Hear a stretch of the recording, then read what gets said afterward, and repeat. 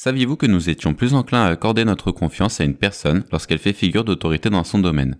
Bon, jusqu'ici, vous allez me dire normal. Mais le truc, c'est que ça nous arrive aussi quand c'est pas vraiment pertinent. On appelle ça le biais d'autorité, et on voit ça ensemble tout de suite.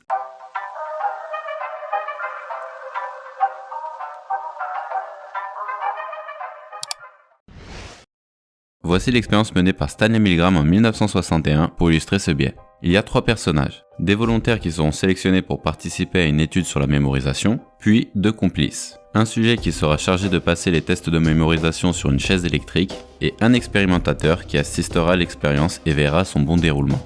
L'organisateur va expliquer aux volontaires qu'à chaque mauvaise réponse, ils devront envoyer une décharge qui sera de plus en plus forte, pouvant aller jusqu'à 450 volts, ce qui peut provoquer la mort. Je vous rassure, le sujet étant complice, les décharges étaient fausses. Il jouera simplement la comédie.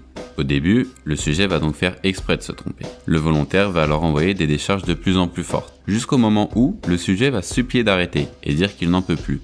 Et c'est là que ça devient intéressant. Face à la souffrance des gens, les volontaires vont se tourner vers l'expérimentateur pour demander s'ils peuvent arrêter. Ce à quoi elle répondait par des phrases type « Continuez, l'expérience l'exige ». Figurez-vous que poussés par le respect de l'autorité, les volontaires continuaient d'envoyer des décharges. Si bien que 65% des volontaires ont été jusqu'à envoyer la décharge de 450 volts qu'ils savaient potentiellement mortelle. À l'époque, les résultats de cette expérience ont beaucoup choqué. Je vous l'ai résumé, mais elle a été beaucoup documentée. Pour ceux qui veulent aller plus loin, je vous mettrai un lien dans la description.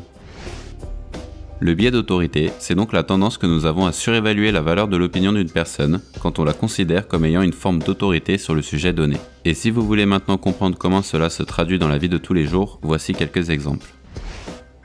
Ce biais est très pertinent pour les usages en marketing. Les marques aiment associer leurs produits à des personnes qui font figure d'autorité dans ce domaine. Oral-B et les dentistes. Il faut prendre soin de son sillon gingival. En effet, Max, c'est là que se logent les bactéries. La marque Président et les grands chefs. Le plaisir, quand on aime le beurre, c'est de retrouver son goût frais comme au premier jour.